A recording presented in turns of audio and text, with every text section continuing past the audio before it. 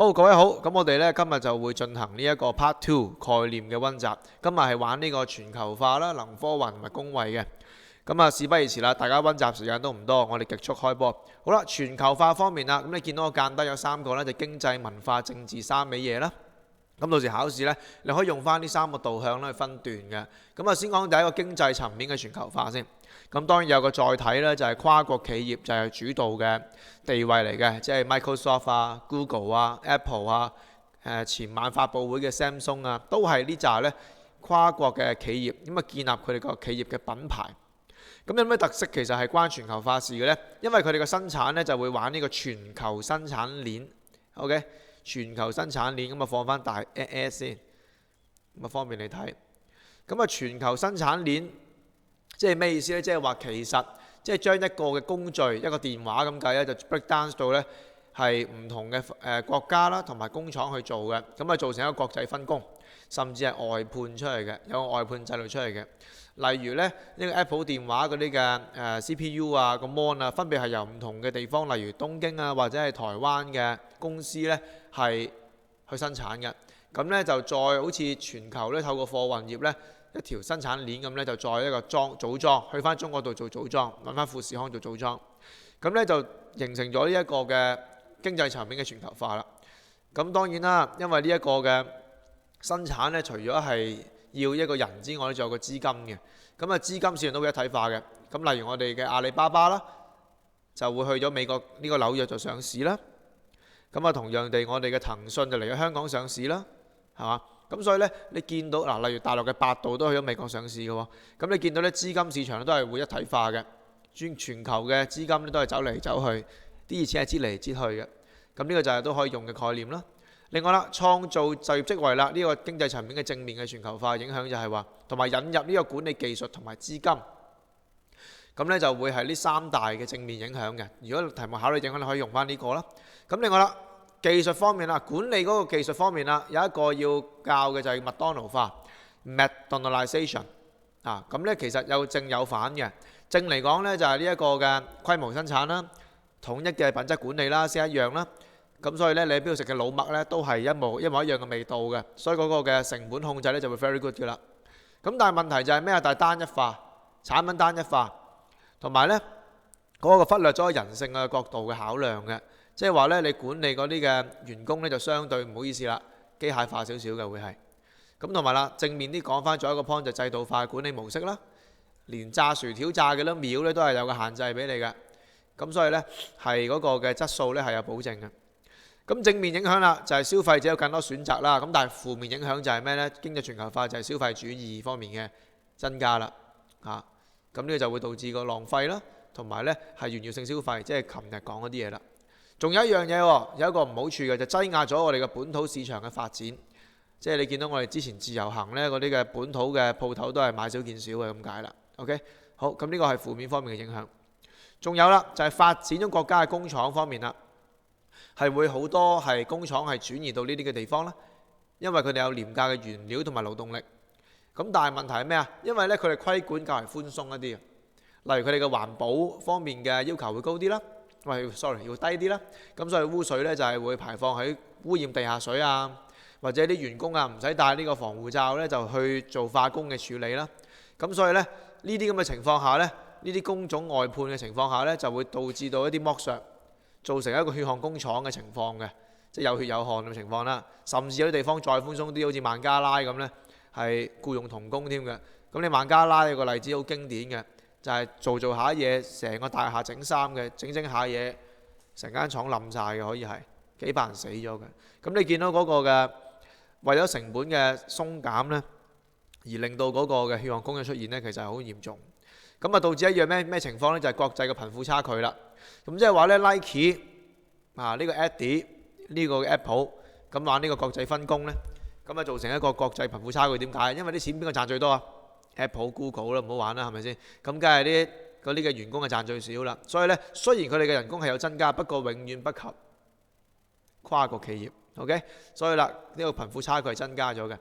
如果你有資本，例如你買到個地鋪啦，或者你係做到生意啦，或者你係掌握到外語做到呢一個嘅金融業啦，或者一啲嘅迎合到全球化嘅人呢，就有錢又發達啦。咁但係調翻轉呢，就唔好意思啦，就冇嘅。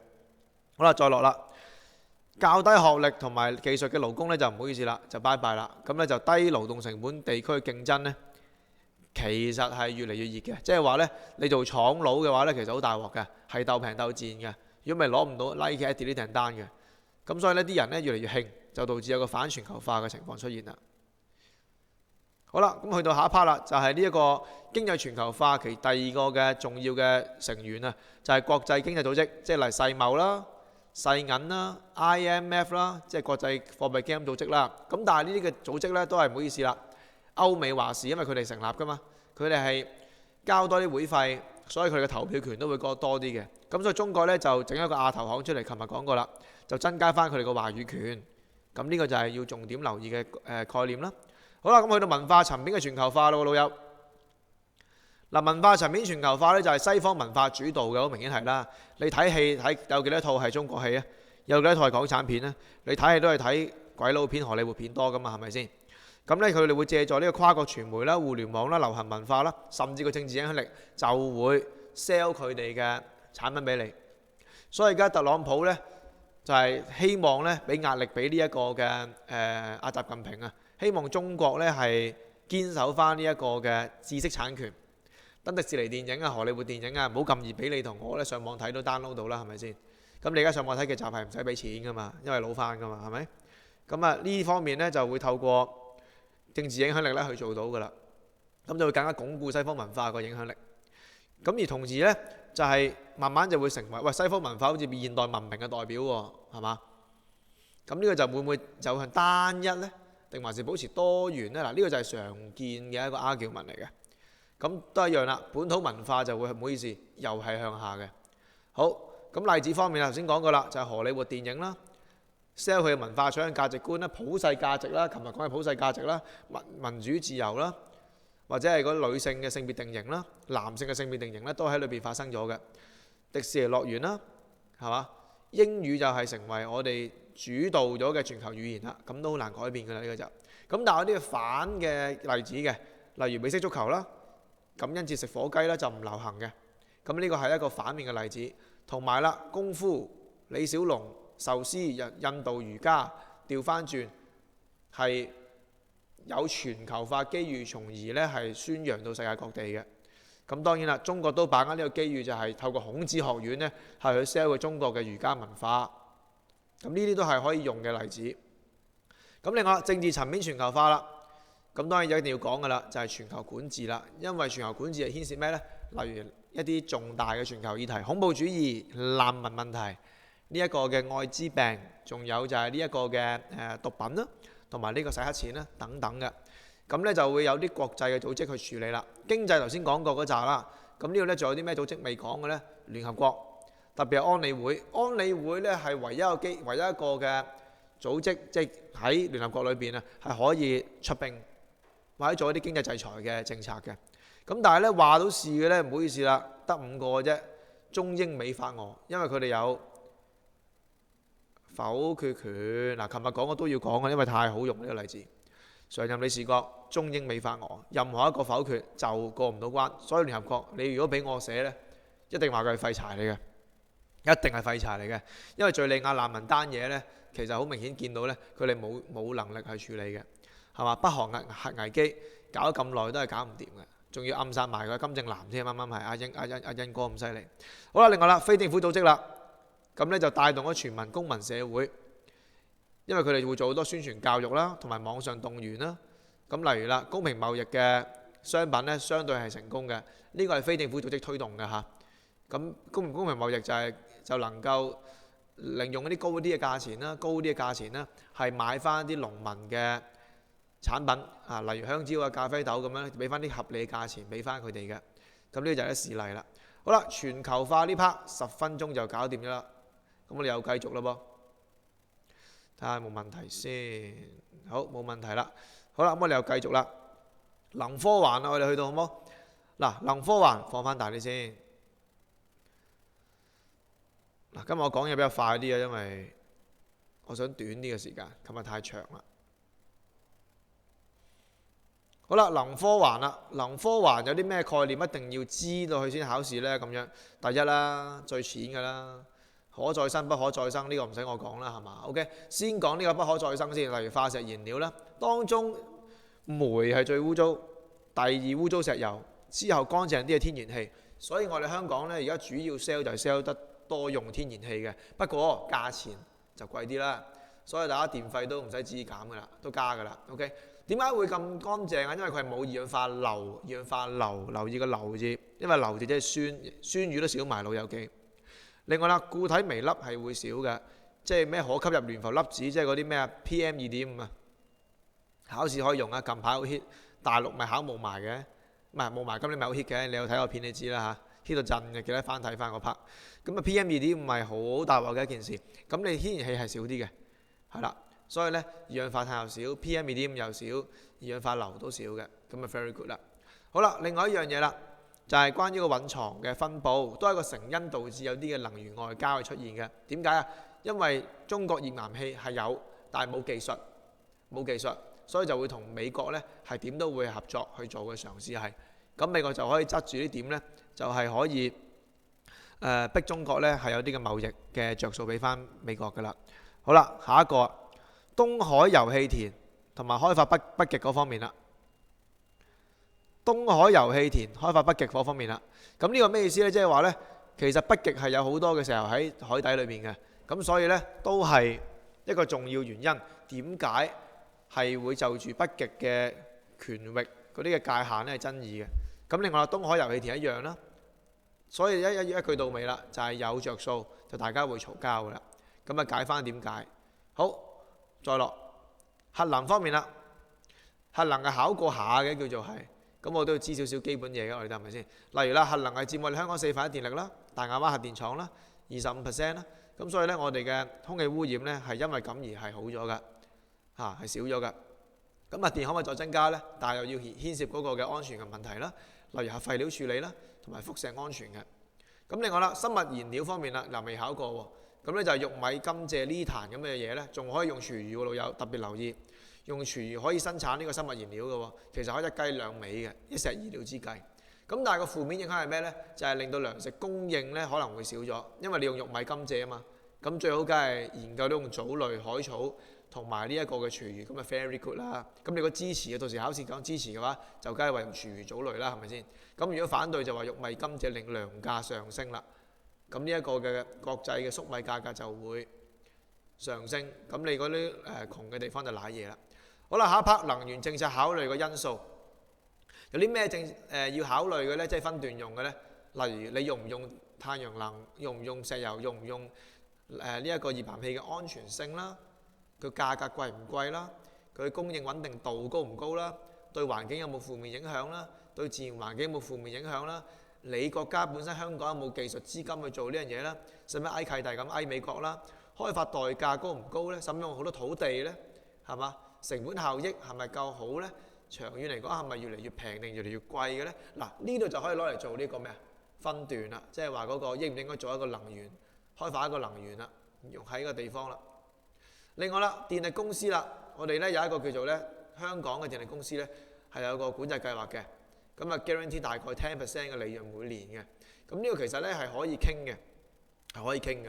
咁呢個到時咧睇下情況啦，睇下會唔會考到咁深啦。到時如果真係考嘅話咧，咁你執生就話呢 10% 可唔可以係保持 10% 利潤俾翻中電港燈，從而逼佢哋用多啲風車啊、太陽能啊呢啲咁嘅嘢咧？定還是調翻轉啦？我哋唔好玩呢個 10% 啦，直情取消佢，用多啲大陸嘅跨境嘅輸電咧。OK。嗱，咁呢個就可以諗諗啦。好啦，空氣污染方面啦，香港空氣污染主要來自咩嘅呢？我唔知會唔會出個數據題叫你分析啦。汽車廢氣、船舶嗰個煙通呢，同埋發電廠嘅三尾啊。咁另外啦，跨境呢就會珠江三角洲地區嘅工業活動呢都會俾啲霧霾俾我哋嘅。咁呢個就係呢4大嘅來源啦。咁你到時可以執生透過數據題呢出到呢一條嘅。咁另外啦，嗰個嘅空氣污染梗係計呼吸系統啦，可能會問你影響噶嘛，係咪？入肺、心血管疾病、心臟病患者、肺病患者、瀨嘢，兒童長者最易受影響。嗱，呢啲就係你到時考影響可以寫嘅 point 啦，關於空氣污染，霧霾都啱用嘅。另外仲有喎，空氣污染仲有咩啊？頭先講過二氧化硫嘅，例如大陸霧霾係用煤噶嘛，佢哋多二氧化硫噶嘛，同埋氮氧化物噶嘛，溶落水度就會有酸雨，酸雨破壞樹木、農作物，侵蝕建築物外牆同埋歷史建築物。Very good， 搞掂啦！呢度呢，你應該識噶啦。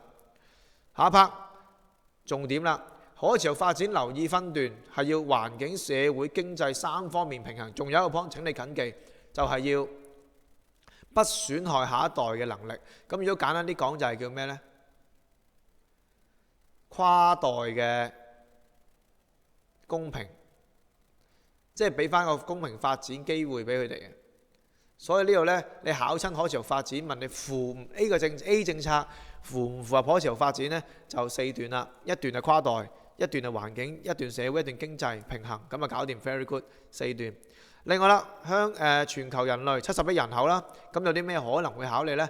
就係話食物、能源、土地、基建嗰個持續增加壓力，即係問你有咩嘢嘅挑戰啊？有咩挑戰啊？喺土地唔夠啦，能源唔夠啦，食物唔夠啦，基礎建設唔夠啦，係嘛？天然資源例如水、木材、棉花、肉類、海產質量下降，消耗率高於恢復率，所以例如咩啊？出現個海產過度捕撈啦。例如中國沿海就無魚可捕㗎啦，所以啲漁船你見中國啲漁船呢係要去到菲律賓咁遠搞人哋啲水嘅，咪搞人哋啲魚嘅。咁啊，另外啦，水源不足啦，地下水抽乾晒啦，北京過度伐林啦，咁啊導致呢一個嘅生態系統受損，土壤流失啦，呢啲就出現一樣大鑊嘢啦，生物絕種、生物多樣性下降啦。呢度呢唔該攞嚟分段，考影響就出呢啲嘢㗎啦，關於個人口壓力方面啦，或者城市化方面嘅問題啦。好啦。咁呢就以發展國家係重環保多啲嘅，發展中就係用經濟發展多啲嘅，呢一個都係個因素呢，點解係搞唔掂全球環境問題啦？好啦，有咩方法推動可持續發展嘅呢？政府要你學啲咩呢？電動車，推動電動車，集體運輸系統，例如呢一個嘅港鐵啊、鐵路啊、公路唔好計啊。咁呢一個嘅做咩啊？突然間諗佢。電車啊都係啊 ，OK 係啦，城市就玩埋啦，單車代步添 ，OK 咁呢個都係可以諗諗嘅。咁但係香港單車代步就要結合一樣嘢啦，就係城規啦，係嘛？因為大家知道啦，例如你尖沙咀試下踩單車踩翻去粉嶺啊，係嘛？唔好講粉嶺啦，尖沙咀踩翻黃大仙得唔得？你過隧道得唔得？搞唔掂，因為城規搞唔到啊嘛。另外啦，污染者自負原則都係可以做得到推動可持續發展嘅，因為會提高翻。用經濟誘因去到吸引你，好似啱啱推過咗嘅垃圾徵費方面啦，都係能夠做到呢樣嘢嘅。好啦，綠色生活毛啦，下一 part 啦，咩嚟嘅呢？咁鬼長，呢度呢就係講翻呢，就係話有啲咩我哋青少年自己或者政府可以 sell 俾啲市民去做到嘅，你自己睇啦，不如好嘛？簡單講下啦，衣着環保物料，儲衫洗常識嚟嘅。進食方面 order 少啲廚餘，玩下本地食品。嗱，呢個少啲人講嘅，食本地食品有咩好處呢？就係減少運輸帶嚟嘅污染啊，個 logistic 啊，嗰個嘅物流少啲，咁你污染咪少啲咯。唔好食咁多咩藍鰭吞拿魚啦，人哋絕種啦，老友記。另外啦，即係餐具就盡量用少啲啦，係咪？用 LED 燈泡啦，用1級能源標籤啦，係咪？風扇加冷氣啦，唔好就咁冷氣啦，唔好開住冷氣開住窗打邊爐啦。OK。空調溫度25.5度啦，呢啲好老土嘅嘢，咁但係真係有時考試問你嘅方法，青少年做啲乜，咁真係就救你一命㗎啦。另外搭單車頭先講過啦，城市規劃先講過啦，步行代步搞掂啦。OK，咁呢個呢一定要講嘅就係政府一定要做好城市規劃先做得到嘅，呢點可以加強翻。好啦，氣候變化方面有啲咩呢？氣候變化即係全球暖化，極端天氣勁多，農業生產會下跌啦。旱災瀨嘢啦，海平面上升啦，因為冰川融化啦。孟加拉呢個地方，嗱孟加拉一定要記得啦 ，OK。孟加拉，因為呢佢係好低洼嘅，如果冰川融化升幾米呢，佢1/3國家冇咗㗎啦。咁呢個做例子，仲有個島國啦，呢一個嘅唔係浮羅交怡，馬爾代夫係啦，馬爾代夫都係例子啦。另外啦，極端天氣勁咗啦，熱帶氣旋。都勁咗啦，因為氣温勁咗啊嘛，氣温高咗，海水溫度高咗，熱帶氣旋 power 勁咗就瀨嘢㗎啦。好啦，另外啦，生物多樣性下降啦，會絕種啦。熱咗喎，熱帶病瘧疾會多咗啦，傳染病多咗啦。耗電量上升啦，污染又多咗啦。你耗電量多咗，咪燒多啲煤，燒多啲石油咯，又瀨嘢。嗱，所以呢 part 咧都係值得去睇睇嘅，就係全球暖化嘅具體影響啦。OK， 好啦，咁所以咧最尾啦就京都議定書、巴黎協議啦。嗱，呢 part 請你睇翻我之前關於全球氣温減排個 part， 咁呢個我唔嘥時間啦。好，咁啊去到最後啦，好，最後嘅10分鐘，公衛啦。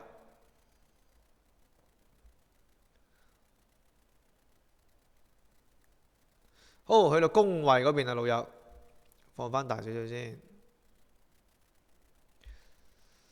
OK， 嚟了。嗱，公共衛生有咩講呢？第一，健康定義，呢個攞嚟分段又係 very good 嘅。頭先海潮發展有4大段啦，係咪先？健康定義用翻世衛定義就係生理、精神、心理同埋社交，我哋簡稱叫身心社。身心社，你3味健康先叫健康嘅。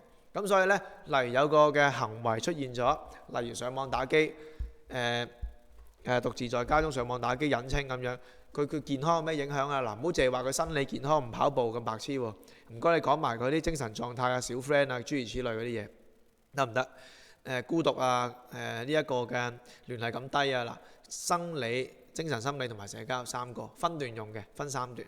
好啦，所以考生健康請你咁用啦。另外啦，去到傳染病啦，傳染病一定要諗全球化啦，個成因方面，例如愛滋病、伊波拉、SARS 嗰啲唔使講啦，同埋最新嘅禽流感啦，係啦。咁有咩影響呢？公眾恐慌、經濟活動、社交生活都係會影響嘅。諗翻你自己 SARS 發生咩事得㗎啦。你好細個嗰陣時呵，總之一句到尾好似逆浮咁啦，出唔到街啦。好啦，面對咩挑戰呢？就係如何控制疫情啦，穩定翻個民心，同埋好快咁重振經濟嘅。咁呢個就係個挑戰。咁如何有效控制疫情呢？例如我哋同世衛嘅關係啦，能唔能夠積極去處理嗰個嘅用科學角度去研究啦？公共衛生措施係咪做到？同埋最緊要係咩啊？公民質素啦，市民合作嘅因素啦。即係例如好似伊波拉咁樣，啲市民唔合作咧，盞搞嘅啫。啲市民係繼續揾巫醫去醫病嘅，繼續接觸個屍體嘅，咁你冇得做嘅。咁呢個就關教育程度事啦。呢個關教育程度事啦。好啦，咁啊繼續咯喎又。好啦，正面影響啦。嗱，有呢個傳染病，仲有啲正面影響嘅喎。啲人雖然死咗好多，咁但係咧大家都識驚啦，對健康嘅理解關注啦。沙士之後，我哋都多咗人戴口罩啦，有病係咪？洗手啦，係嘛？刺激醫療科技嘅發展。例如研發更多疫苗啦，伊波拉有疫苗搞嘅咯喎。咁另外啦，國際檢視翻我哋嗰個系統同埋政策，即係例如我哋有嗰啲跨境嘅通報系統啦，同中國同埋同世衛都係啦。好啦，非傳染病、慢性病方面有咩搞呢？非傳染病、慢性病啦，大部分都係心血管病啦、癌症啦，係嘛？哮喘啦、糖尿、抑鬱啦，呢啲全部都係咧唔關傳染事嘅，冇傳染性嘅。咁點樣嚟嘅咧？就關生活模式啦，吸煙、酗酒啦。2個都考過嘅咯喎，咁仲有咩未考呢？嗱，運動啦，係嘛？未考啦。或者你話直情問你有咩生活模式係導致多非傳染病啦？生活節奏急速、壓力大、飲食快餐文化導致社經地位差，所以呢，佢係長時間工作嘅，工時較長，教育程度偏低，佢對健康嘅了解不足。同埋飲食嗰個嘅質素較差，環境因素方面啦，空氣唔流通板間房嚟嘅，嗰個嘅污染程度較高嘅，城市化 ，OK， 城市化最百搭噶啦，城市化就解晒頭先樓上嗰啲嘢，所以咧都係諗唔到任何關於病嘅成因咧，城市化我諗都百搭到爆炸噶啦 ，OK， 間接令你高血壓咩糖尿病嗰扎乜嘢啦，因為城市化工時長就令到你。嗰個嘅快餐文化多咗啦，生活壓力大咗啦，冇時間呢一個工作啦，冇時間社交啦，同你屋企人社交，同你朋友社交啦，係咪一雞兩味先？10味添啦，老友係咪？好啦，立法同埋徵稅啦，呢個有機會會掂一掂你嘅 ，OK， 就係話應唔應該立法去規管你呢？係交呢一個嘅脂肪稅咁樣 ，OK， 嗱，脂肪稅我想講少少嘅，點解咁講呢？因為咧負面方面咧就話係可能會係跨境去買一啲嘅不健康嘅食品啦。不過調翻轉諗，雪糕諗計嚟老友記，你會唔會專登例如香港雪糕糖分加咗個脂肪稅之後呢，一杯雪糕本身5雞或者10雞變咗100雞100蚊嘅，你會唔會專登去深圳買杯雪糕翻嚟食呢？係唔會噶嘛，溶晒啦阿哥，係咪先？咁所以呢，其實係有啲嘅功能嘅脂肪稅都坦白講，因為跨境嗰個消費呢，其實係有限制嘅。你唔會專登去澳門啊、深圳啊食杯雪糕噶嘛，食個老麥噶嘛，係咪先？咁所以呢，其實都係有個正面嘅影響㗎。呢度可以留意翻，就係成效方面啦。呢個駁翻之前話跨境嗰個逃稅嗰個問題嘅。好，咁啊唔講咁多啦，我哋下面先。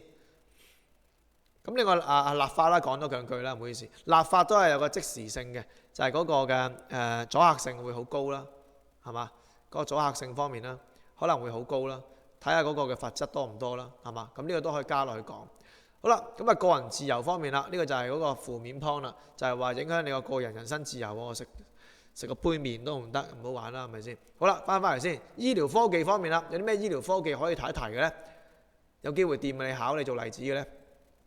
微創手術啦、標靶藥啦、平均壽命延長啦。嗱，醫療科技進步咗，壽命延長係好嘢嚟嘅，生產力增加。不過，喂，啲人冇咁易死喎，係嘛？養老負擔增加喎，人口老化趨勢加劇喎。你生產力要增加，都要將啲人啲歲數增加到65歲甚至70歲先退休先增加㗎，大佬啊！個勁多人退休冇意思㗎嘛。好啊，另外一樣嘢啦，濫用抗生素啦，呢個其實好簡單嘅啫。就係內地係咪都用抗生素？呢一個嘅抗生素係可以醫咩病㗎 ？OK， 係醫病菌嘅。抗生素係醫菌嘅，就唔係醫病毒嘅，即係感冒幫唔到你嘅。咁但係呢，都係誤會咗嘅啲人係。OK， 好啦，咁下面啦，器官移植方面啦，嗱呢 part 我覺得係 hit 嘅。咁我盡量禮拜日試一試，可唔可以拍一拍醫療器官移植個 part 俾你？咁依家唔講啦。咁啊，傳統死後流傳師呢啲 point 我留翻。盡量禮拜希望拍到啦嚇。好啦，生物科技啦，生物科技方面啦，咁呢就係會最緊要係咩呢？成日拗嘅道德倫理個 point，例如嗰啲咩幹細胞研究啊，會唔會殺死生命啊？會唔會令到呢一個嘅基因 BB 出現啊？呢一個嘅設計 BB 出現啊，設計嬰兒出現啊，好似 Matrix 咁啊。咁呢個就違反人嗰個嘅道德觀啦，同埋啦。特別就係咩呢？就係增加咗個我最中意一個 point 嘅，呢度時間唔夠都要講啦。增加咗嗰個嘅貧富懸殊啊，個貧富懸殊。你諗下，如果有錢佬先可以玩呢一個基因科技，係嘛？啲 B 又醒啲，係嘛？運動能力又高，記憶力又強，咁就俾咗1000萬，佢玩晒㗎啦喎！佢唔係淨係買樓贏你喎，佢連個 B 都贏你，咁啊真係贏在起跑線。你哋後天點樣 train 都 train 唔到嘅，係嘛？咁所以咧，呢個生物科技咧，其實如果玩到極致嘅話咧，嗰個嘅貧富差距好大，咁導致嗰個嘅仇富情緒會上升。好啦，資源分配優次啦，關於自願醫保方面啦，目標就係鼓勵有能力嘅人士用多啲私人嘅服務，平衡翻公立同埋私家服務嘅。咁啊要睇翻嗰個有效性同迫切性，其實有效嘅。咁但係要留意翻個醫護人員會唔會俾工作量會增加啦。私立嗰方面，同埋呢係因為生意多咗嘛，就搶走咗公立醫院嗰啲嘅護士醫生啦。所以一定要做一樣嘢嘅，一句到尾，你玩呢一個平衡公私營嗰個服務呢，一定要增加人手嘅，醫療人手嘅，一定要增加咩啊？增加呢個海外嗰個嘅醫生。OK， 咁呢個係要加強翻嘅，放寬翻個海外醫生嘅進入，如果咪冇意思。好啦，藥物名冊制度啦，咁呢個都係一個政策呢。係擸埋藥物專利權嘅。點解咁講呢？因為正正有藥物專利權，令到啲藥貴咗。藥物專利權呢，有大概有20年到嘅專利權俾個發明者嘅，咁就鼓勵咗佢哋去研究新藥啦，係咪先？另外啦，有呢一個嘅技術嘅藥廠都係正嘢噶嘛，所以嗰個嘅 quality 個質素都係會高嘅，啲藥嘅質素都高。另外啦，藥物專利權仲有咩好處呢？就係個資料係會公開嘅。因為個專利權呢，一過咗就係會公開嗰個嘅資訊，令到科學研究呢會更加之發展得快嘅。咁所以呢，香港先有藥物名冊制度，政府係會資助各位呢係食一啲嘅專利藥㗎，甚至係 OK。咁呢一 part 就係關於我哋嗰個藥物專利權啦。好啦，跨境通報機制啦，頭先講過㗎啦。就係沙士之後呢，就係有呢個通報機制，甚至係同世衞有通報機制呢，係預防疫症去做嘅。所以呢，下面呢一個啦，就國際醫療協助啦。而家啲病係全球化之下呢，就你傳我，我傳你嘅，咁所以呢，係需要國際醫療協助嘅。咁中國呢，又係會增強咗一樣嘢叫醫療外交。醫療外交見到佢唔使驚啊，只不過係話呢，中國政府派多啲醫護人員呢去啲弱國，比佢更加渣嘅國家，例如非洲國家提供醫療援助嘅。咁啊，目標提升國際地位同埋形象。不過暫時呢，最強都係美國嗰啲嘅醫療專家，特別最勁嘅呢就係無國界醫生下面呢個。因為佢係敍利亞戰亂，佢都夠姜去嘅，仲要俾美國佬炸死咗好多醫生添。奧巴馬都要向佢道歉。咁所以你見到咧，非政府組織咧嗰個嘅機動性咧係比聯合國更高嘅。所以點解頭先我話聯合國係廢就咁解啦。OK， 好啦，咁而家極速咧就講咗一紮嘅概念啦，希望能夠幫到你禮拜一咧係滲落去你嘅答題裏邊，增加咗你拋書包嘅功力嘅。OK， 好，咁啊加油啦，4日見，拜拜。